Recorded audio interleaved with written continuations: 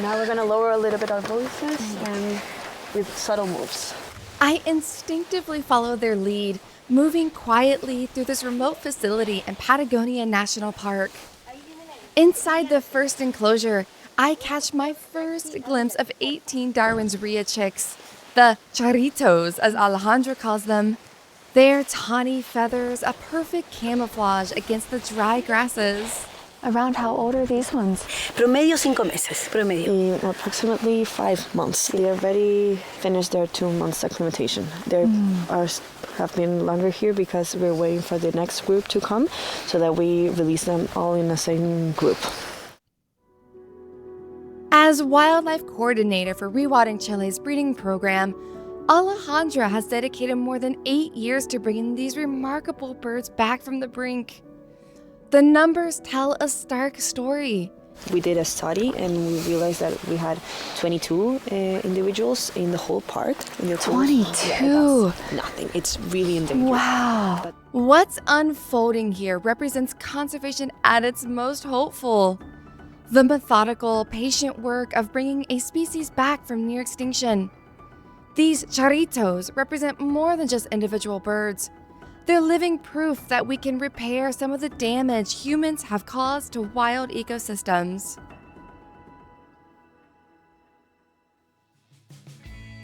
Welcome back to Rewildology. I'm Brooke Mitchell, and today we're exploring the remote Aysén region, home to some of Patagonia's most breathtaking landscapes and ecological treasures, including Patagonian National Park, where an ambitious effort to restore an entire ecosystem is unfolding before our eyes.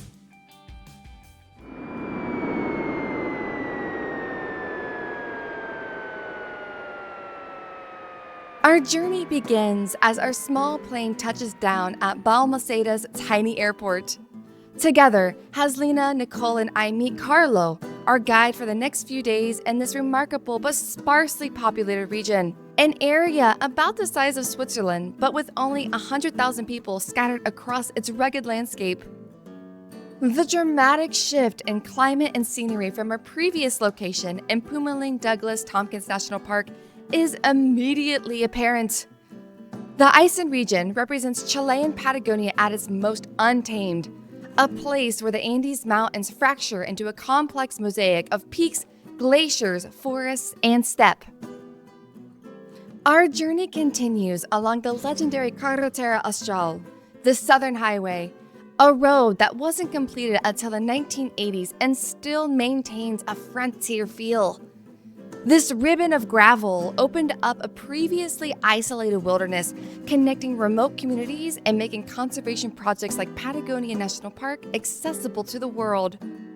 Our first overnight stop brings us to the base of another spectacular protected area, Cerro Castillo National Park. This relatively new addition to Chile's park system is dominated by the jagged Cerro Castillo Massif, a mountain whose castle-like spires give the park its name. The dramatic ice-carved granite towers rise directly from the surrounding landscape like something from a fairy tale.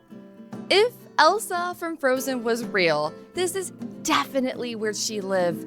It's that magical and otherworldly. As the setting sun illuminates the rock face in shades of gold and amber, we settle into our homestay at La Casona in the small community outside the park. The park protects diverse ecosystems from Patagonian steppe to Nothofagus forest, serving as a crucial ecological connector between the temperate rainforests to the north and the arid grasslands to the south. The next morning, we continue our journey southward.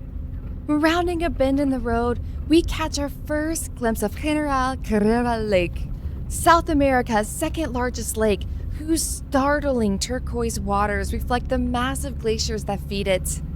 We pause our drive for a boat tour of the famous marble caves. As our small boat heads towards these remarkable formations, I'm struck by the lake's otherworldly blue color. The distinctive turquoise hue comes from rock flour, glaciers grinding the mountains into a fine powder that remains suspended in the water. The caves themselves defy adequate description. Carved by 6,000 years of wave action, these smooth marble chambers create cathedral-like spaces where swirling patterns of white and gray marble are reflected in the luminous blue water below. Our boat glides through formations with names like the Elephant, the Cathedral, the Chapel, and the Marble Cave. What makes these formations even more remarkable is that we're only seeing their tips. These caves are actually the exposed marble tops of monoliths that extend hundreds of feet below the water surface. As we continue south after our boat tour, the landscape opens up dramatically. The dense forests give way to Patagonian steppe, a vast expanse of golden grasses where the eye can travel uninterrupted for miles. After an overnight in the frontier town of Cochrane at Ultimo Paraiso, with its rustic charm and spectacular stargazing, we finally arrive at our destination, Patagonia National Park. Stepping out at the park headquarters, I stopped to take in the beauty of this landscape. Unlike the dramatic peaks of Torres del Paine or the lush forest further north, Patagonia National Park offers a different kind of grandeur. Vast open spaces where your eyes travel across golden grasslands, punctuated by meandering rivers and framed by distant mountains. This park represents something truly revolutionary in conservation history.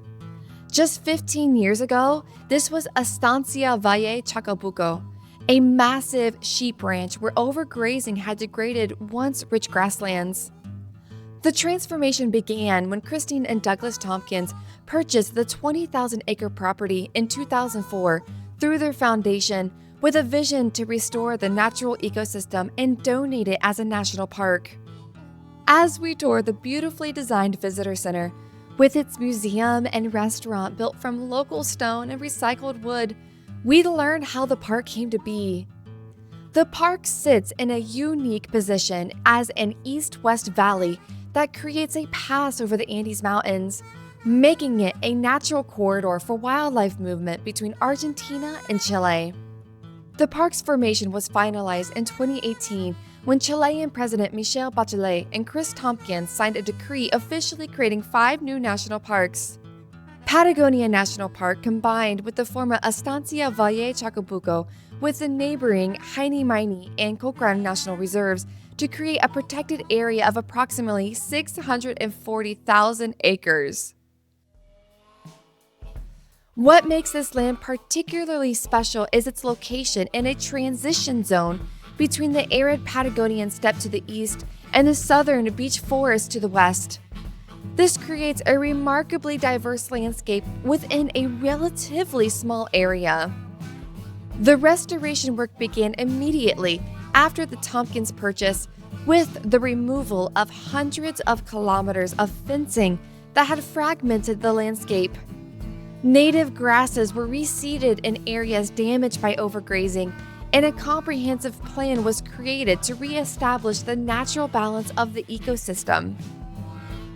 As we walk a trail through golden grasslands, we spot a herd of guanacos grazing peacefully on a distant hill.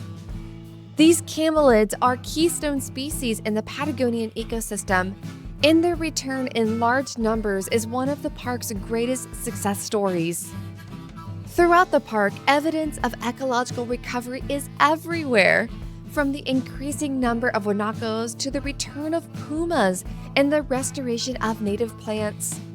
The turquoise waters of Baker and Chacabuco rivers cut through the landscape, providing habitat for native fish, though introduced trout and salmon also inhabit these waters. But while the guanaco population has rebounded quickly, other species face greater challenges. The endangered Huemul deer, an iconic species that appears on Chile's national coat of arms, numbers only about 1,500 individuals in the wild. Patagonia National Park contains one of the largest remaining populations, with 100 to 200 individuals roaming its protected valleys. And then there's the Darwin's rhea, a species that was nearly lost from this landscape entirely. To understand this remarkable conservation story, we've arranged to meet Alejandra Saavedra, wildlife ranger and coordinator of Rewilding Chile's breeding center, who has dedicated her career to bringing these remarkable birds back from the brink of extinction. Emiliana Redamal, a veterinarian student taking care of the rheas alongside Alejandra, is our translator. And this is the Darwin's rhea, right? Darwin. Ñandú y choique es lo mismo. También que el choique es el vocablo indígena de la especie. Choique is the indigenous name for the species. Beautiful. Y charitos, los bebés. And charitos, the babies. Oh. Now in the cages we only have charitos, that are the babies. Oh. And we have around 18, 18? 18 sí. charitos, 18 babies. Darwin's rhea, called Nandu locally or Choique in indigenous languages, play a critical ecological role in the Patagonian steppe. Standing about 3 feet tall with long necks and powerful legs, these flightless birds are nature's gardeners, dispersing seeds, maintaining grassland health through their foraging, and serving as prey for apex predators like pumas. As we approach the enclosures, I catch my first glimpse of the future of this species. 18 charitos, about 5 months old, their tawny feathers blowing in the wind. The path to recovery for the Darwin's rhea began with an unexpected discovery.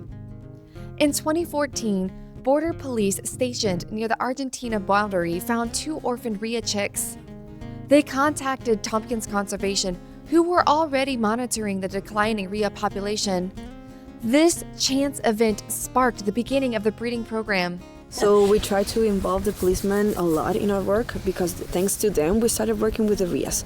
They were the ones that found the first 2 orphan eggs, and they gave them to Cristian Saucedo and to Rewilding, that en esa temporada. Conservación patagónica. Tompkins Conservation. Yes, pre-rewilding Chile, yeah. So they gave the eggs to them, and that's when Cristian Saucedo said, okay, we need a reproduction center, we need to start doing this work with the rheas and everything. As we walk along the enclosure's fence line, Alejandra explains how their approach differs from traditional captive breeding programs. Every rhea raised here is destined for release. The process begins with eggs and chicks donated from a reserve called Quiman in southern Chile, about 1,000 kilometers away. This genetic diversity is crucial for establishing a healthy population.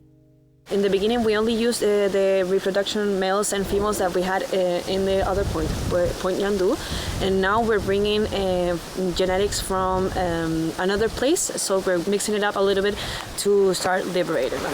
Oh, nice. So now we're receiving donations of charitos and adults sometimes from the rivers region. Okay. And it's, como se dice, 1,000 kilometers from here.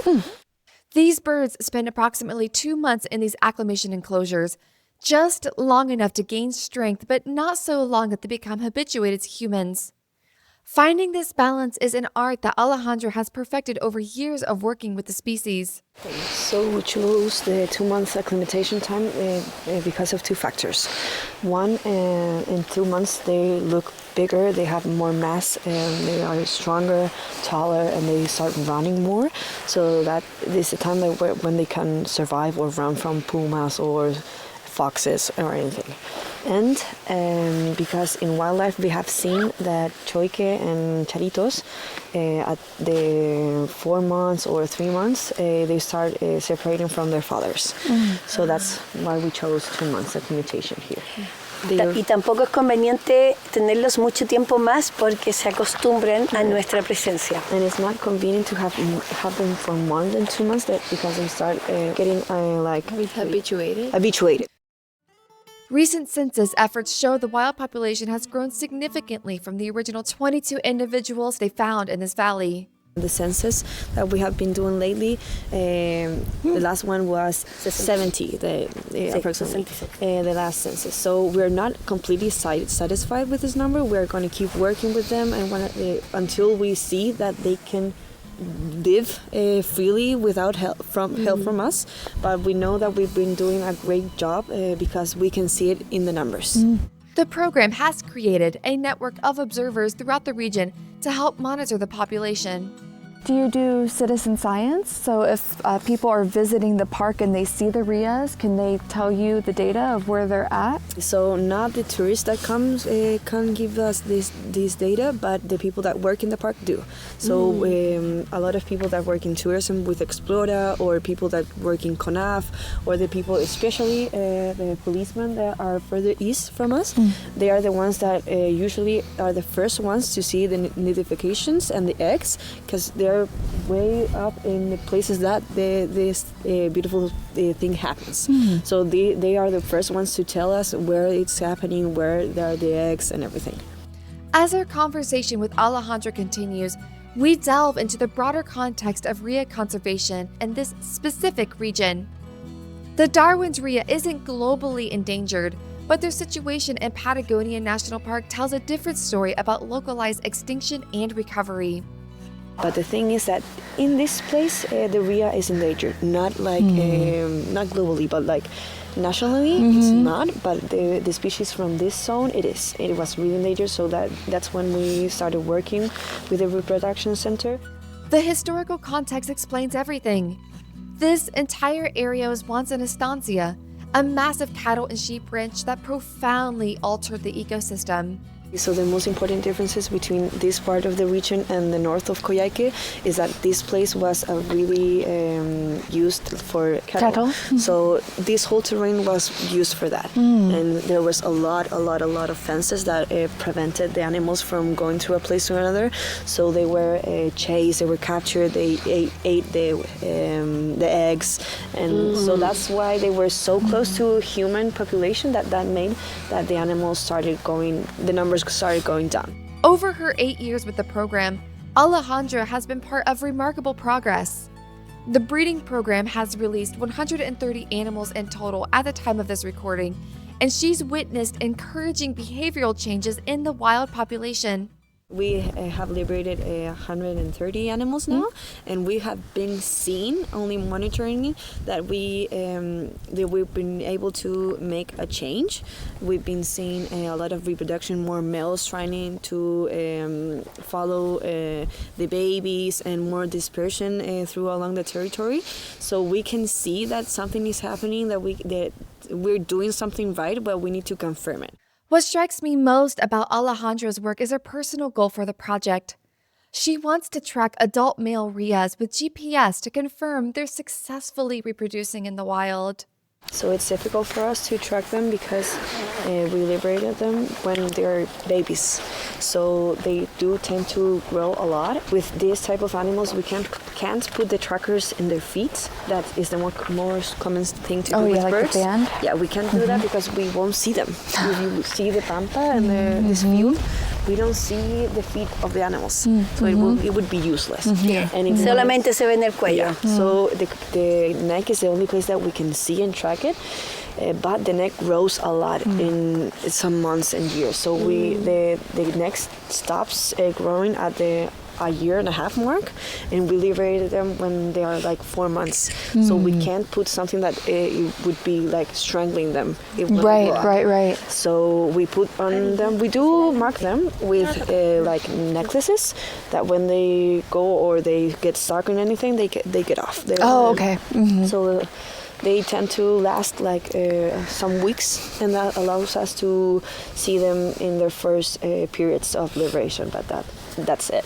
Her personal goal here is to be able to mark a male adult with GPS and telemetry, so that we can follow them and see the reproduction, confirm that they are reproducing well in the nature, and the numbers that they're gaining in the eggs and everything.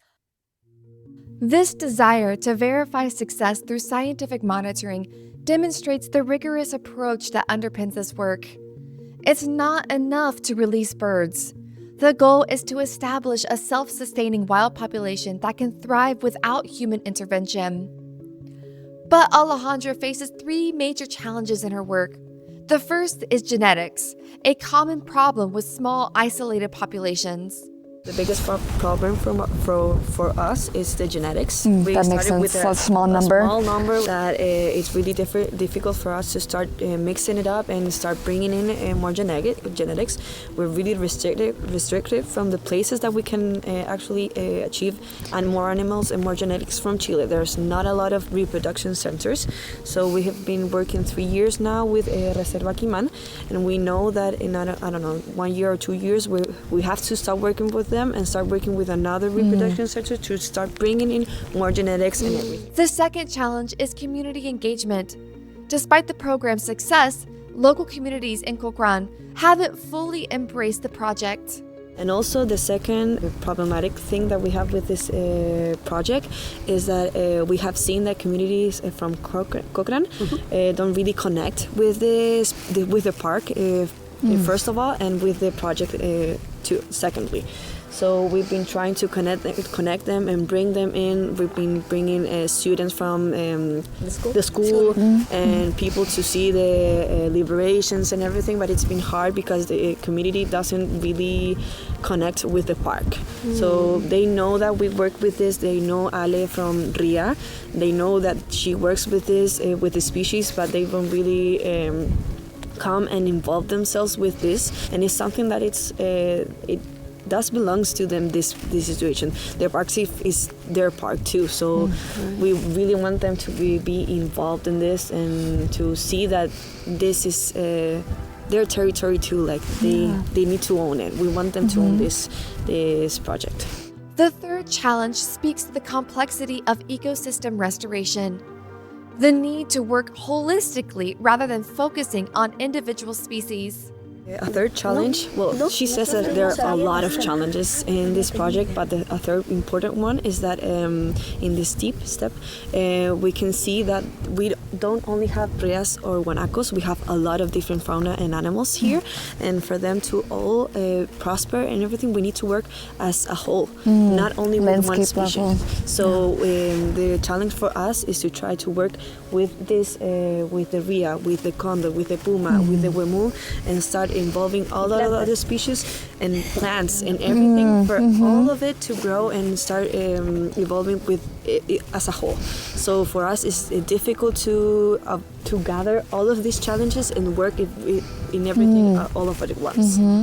Despite the challenges Alejandra described, the vision remains clear. A wild Patagonia where ecological processes can unfold naturally, where wildlife can move freely across the landscape, and where local communities benefit from and participate in conservation efforts.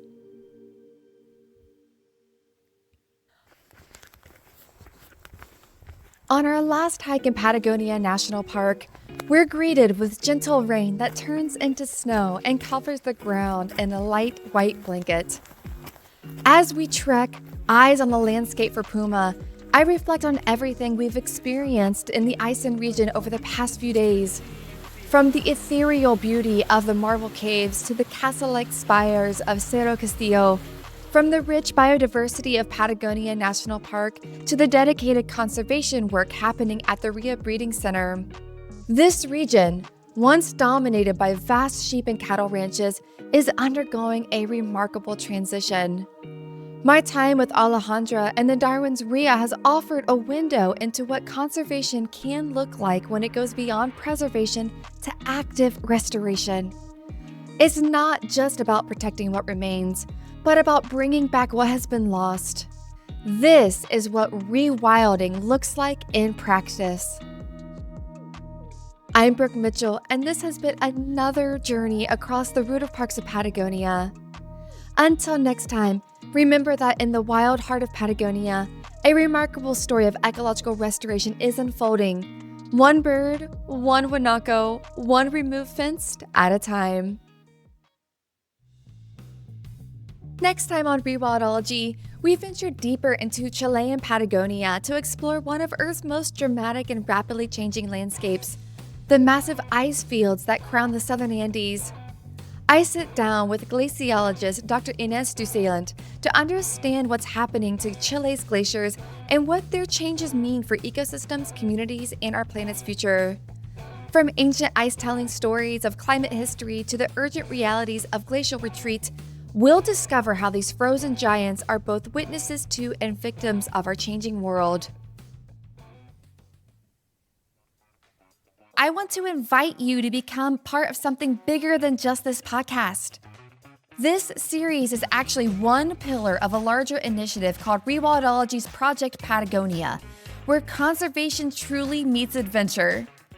Project Patagonia is built on 3 elements: listen, experience, and protect. You're already participating in the first pillar by listening to this podcast series. But if you're inspired to go deeper, you can join us in the field for the second pillar, experience. In April 2026, I'll be leading a small group of just 10 people on an unforgettable expedition to track pumas and explore the majestic mountains of Torres del Paine National Park. This intimate adventure includes expert-led puma tracking, meetings with conservation researchers, hiking through breathtaking landscapes, and even kayaking to the magnificent Great Glacier. You'll literally follow in the footsteps of the stories you're hearing in this podcast. The third pillar, protect, is where your passion can translate into direct conservation impact. Through our partnership with Panthera, the global wildcat conservation organization, your support helps fund crucial work to protect pumas and their habitats throughout Patagonia. Your donations help bridge divides between fragmented habitats, develop solutions for human-wildlife conflict, implement wildlife corridors, and support cutting-edge research. Whether you choose to listen to this series, join our expedition, make a donation, or all 3, you become part of a community dedicated to preserving one of Earth's most spectacular regions. To learn more about Project Patagonia and how you can get involved, visit rewildology.com/Project Patagonia. Together, we can ensure that the root of Parks of Patagonia continues to thrive for generations to come.